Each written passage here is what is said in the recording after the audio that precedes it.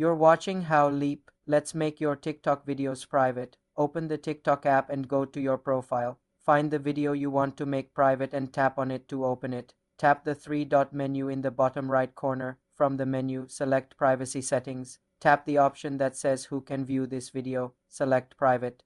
The video will now be visible only to you.